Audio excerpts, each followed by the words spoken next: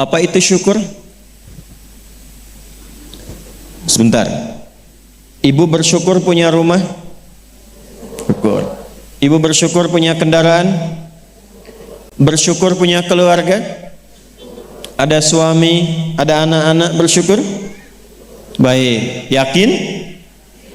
Bersyukur diberikan pakaian? Yakin? Masa?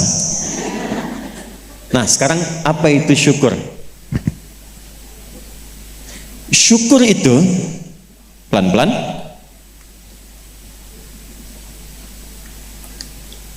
syukur itu upaya menggunakan semua nikmat yang Allah titipkan, upaya menggunakan semua nikmat yang Allah titipkan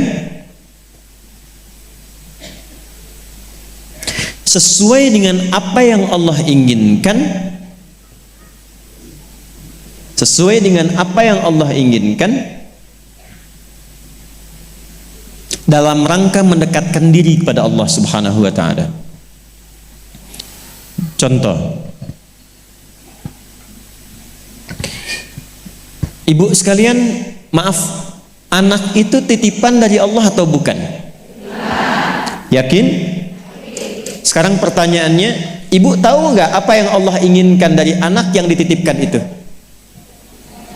Jadi apa? Anak yang saleh. Saking inginnya mendapatkan anak yang saleh, bahkan setiap ibu sejak mengandung itu sudah bermohon kepada Allah. Itu ada di Quran surah ke-7 Al-A'raf di ayat 189 di ujung ayatnya. Ya, Quran surah 7 ayat 189. Falamma taghasyaha hamalat hamlan khafifa famarrat bi. Lihat ke ujung ayatnya. Falamma athqalat da'wallaha rabbahuma la in ataitana salihah lanakunanna minasyakirin. Suami istri itu kalau istrinya tengah mengandung, kemudian menjelang fase-fase kelahiran, sangat berharap dan berdoa mohon pada Allah, semoga anak yang terlahir ini menjadi anak yang soleh. Sepakat, Bu? Setiap ibu menginginkan anaknya menjadi anak yang soleh. Sepakat? Pertanyaannya, apakah betul kemudian setiap ibu yang sudah Allah titipkan anak dalam kehidupannya betul-betul mensyukuri nikmat titipan itu? Saya tanyakan pada ibu, anak ibu itu disekolahkan di mana? Kenal Allah atau tidak? Diajarkan sholat atau tidak? Diberikan pakaian yang menutup aurat atau tidak? Perhatikan definisi syukur tadi. Menggunakan semua nikmat, upaya menggunakan semua nikmat sesuai dengan apa yang Allah inginkan. Ibu punya anak perempuan, katanya ibu syukuri diberikan itu. Sampai ibu bikin akikah, sampai undang tetangga, sampai selamatan. Tapi setelah dia bahkan menjelang balik, ibu kasih pakaian yang membuka auratnya. Itu bukan syukur namanya. Disekolahkan di tempat yang bahkan dia tidak mengenal Allah. Dikejar sampai di sininya nih. Nggak salah. Dilesin matematika, nggak salah, bagus. Les fisika, bagus. Les kimia, bagus. Ikut bimbel, bagus. Masuk kampus top, bagus. Tapi nggak kenal Allah, di mana syukurnya? Satu, lihat pakaian yang selama ini Allah berikan kepada ibu sebagai titipan, dan itu akan dihisap. Buka lemari pakaiannya, coba cek ada nggak satu bagian pakaian yang belum pernah dipakai untuk ibadah. Coba lihat ketika beli tas mewah, sepatu baru, pakaian baru, sudah pernah dipakai ibadah belum? Jangan-jangan beli tas itu hanya untuk dipakai keundangan saja. Jadi ketika manusia mengundang, beli yang baru. Kenapa ketika Allah yang mengundang 5 kali dalam sehari, bahkan untuk memberikan solusi kehidupan, yang baru itu nggak pernah dipakai? Oh, kenapa pada diam? Satu, berasa ya? Satu. Jadi di titik ini terkadang ada orang yang menuntut dari Allah kenyamanan hidup, ketenangan, kedamaian. Tapi ketika Allah memberikan apa yang diinginkan, tidak menggunakan nikmat itu yang membuat dia damai, tidak menggunakan titipan itu yang membuat dia tenang dalam kehidupan. Karena itu saya ingin memulai dengan mengajak kita semua, ayo kita lihat lagi apa saja titipan Allah yang telah dititipkan dalam kehidupan ibu dan bapak yang ada di luar saat ini sampai dengan detik ini. Kalau ingin mendapatkan ketenangan di dunianya, ketenangan di alam kuburnya, sampai pulang ke akhirat nanti, maka pastikan berusahalah untuk menjadi golongan yang sedikit itu. Gunakan semua nikmat itu pada hal yang Allah inginkan. Jika itu sudah dilakukan, saya berikan rahasia. Ini antara kita saja. Coba ibu buka surat ketiga. Belakang kedengeran nggak? Alhamdulillah. Belakang kedengeran? Tidak. Kok bisa jawab? Surah 3 ayat 35 sampai 37. Quran surah 3 ayat 35 sampai 37. Sudah? إذ قالت امرأة عمران رب إني نذرت لك ما في بطني محررا فتقبل مني إنك أنت السميع العليم. Perhatikan, ini kisah tentang Hannah. Saya hanya akan ambil kisah ibu saja dalam Quran. Hannah itu istrinya Imran alaihi wassalam. Nanti punya saudari namanya Eliasobat. Orang barat menyebutnya Elizabeth. Betul, Elizabeth itu bahasa sananya untuk Eliasobat itu saudarinya Hannah. Nanti nikahnya Elizabeth dengan Nabi Zakaria. Hannah nikahnya dengan Imran. Ketika Hannah mengandung, sepakat suami istri ini ingin mensyukuri nikmat kandungan itu dengan mengharapkan lahirnya anak yang soleh. Maka apa yang terjadi? Untuk mendapatkan soleh itu maka dibuat persiapan. Ini hukum umum, Bu. Ibu kalau misalnya ingin memasukkan anaknya ke sekolah tertentu, kan disiapkan dulu ya dari awal. Ya, sekolahnya di mana, yang dibutuhkan apa, sebelum masuk udah siap-siap.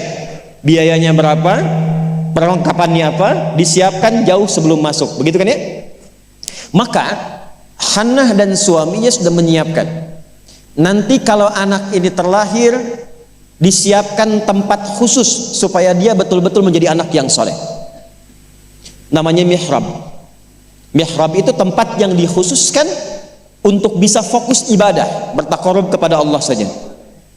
Nanti harus ada yang merawat, yang mengajar, yang merawat itu harus orang yang paling soleh dan pintar di zamannya. Yang ketiga, disupport banyak doa. Dua-duanya sudah kompak. Siapapun yang kalau anak ini lahir masih hidup, entah ayah atau ibunya, teruskan cita-cita yang sudah menjadi komitmen ini. Maka ketika kandungan itu terus membesar dan siap menjelang persalinan, Imran meninggal. Jadi Imran itu meninggal dan Maryam nanti lahir dalam keadaan yatim. Maka lahirlah Maryam. Apakah ketika Maryamnya lahir, ayahnya sudah tidak ada, ibunya berhenti dari cita-cita yang sebelumnya menjadi komitmen? Tidak, diteruskan itu. Maka ketika terlahir itulah kemudian apa yang sudah disepakati, berikan nama sesuai dengan harapan, isi dengan doa, siapkan tempat yang ingin diarahkan sesuai dengan cita-cita. Maka ayat 36-nya, falamma wada'atha qalat rabbi inni wada'tuha untha wallahu a'lamu bima wada'at wa laysa dzakaru kal untha. Harapannya lahir anak, kalau perempuan dia anak yang salihah, menjaga diri, menjauhkan dari perbuatan yang tercela, mendekat diri kepada Allah. Maka semua makna ini diwakili oleh satu nama, namanya Maryam. Maryam itu perempuan terhormat yang dekat dengan Allah. Kemudian setelah itu apa? Wa inni u'idzuha bika wa dzurriyyataha minasyaitonir rajim. Didoain terus, Bu. Didoakan. Setelah itu apa? Dipilihkan sesuai amanat dan kesepakatan dengan suami, cari orang paling pintar dan paling soleh. Dulu banyak yang berebut. Singkatnya terpilihlah Nabi Zakaria alaihissalam. Setelah itu apa? Buatkan tempat yang mendukung anak ini menjadi soleh dan dekat dengan Allah. Maka dibuatkan mihrab. Apa yang terjadi? Ketika mihrabnya sudah siap, yang mendidiknya sudah siap, doanya mengalir, namanya sesuai dengan harapan, maka orang tua itu tidak sulit lagi untuk merawatnya. Setelah itu Allah yang berkenan memperhatikan sampai tumbuh dewasanya. Perhatikan ayat 37-nya. Fataqabbalaha rabbuha biqabulin hasanin wa ambataha nabatan hasana wa kaffalaha Zakaria. Satu, Zakariyanya ada. Kullama dakhala 'alaiha Zakaria al-mihrab. Dua. Wajada 'indaha rizqa. Qala ya Maryamu anna laki hadha? Qalat huwa min 'indillah. Innallaha yarzuqu man yasha bighairi hisab. Jadi doanya sudah, namanya sudah, yang mendidiknya sudah, tempatnya sudah. Kalau itu 4 terpenuhi, kata Allah, kamu hei Hannah, gak usah lelah lagi merawat anakmu itu. Biarkan aku dengan kehendakku yang memudahkan semua perawatan anakmu sampai tumbuh dewasa. Demi Allah Bu, setiap butuh apapun, orang tuanya tidak susah. Setiap akan diantar makanan, makanan sudah ada. Mau diantar pakaian, pakaian sudah ada. Dan semua pertumbuhannya langsung diperhatikan oleh Allah. Jadi ketika syukur itu diterapkan dalam kehidupan, maka seorang hamba akan beralih dari hamba biasa statusnya menjadi hamba yang istimewa di hadapan Allah Subhanahu wa taala. Ini yang ingin saya contohkan. Bersyukur itu bukan hanya sekedar mengungkapkan alhamdulillah atas nikmat yang diperoleh, tapi ada peluang untuk menambah nikmat-nikmat lanjutan. Ini ayat ini yang menginspirasi al-Imam Asy-Syafi'i, Imam Ahmad bin Hanbal. Tidak banyak orang tahu Imam Syafi'i itu single parent Bu ibunya. Imam Ahmad bin Hanbal itu single parent. Jadi begitu dititipkan anak laki-laki Imam Ahmad, bapaknya meninggal, ibunya yang gendong sana sini. Musim dingin dimasakin air. Kan belum ada water heater waktu itu. Dimasakin Bu malam-malam, diwuduin pakai air hangat, digendong oleh ibunya ke masjid, ke halaqah-halaqah para ulama, disimpan, selesai digendong dibawa lagi. Apa yang terjadi? Ketika semua nikmat dititipkan anak itu disyukuri sesuai dengan apa yang Allah kehendaki, jadilah Imam Ahmad.